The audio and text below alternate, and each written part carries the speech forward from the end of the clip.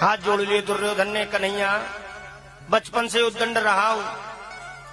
पता नहीं क्या बोल गया, क्षमा चाहता हूं, लेकिन सुनो ये राजपाट की बातें तो बाद में होती रहेंगी, ये लेन देन की बातें तो बाद में होती रहेंगी। मेरी माता गांधारी ने तुम्हारे लिए 56 प्रकार के भोग बनाए, चलो भोजन कर लो।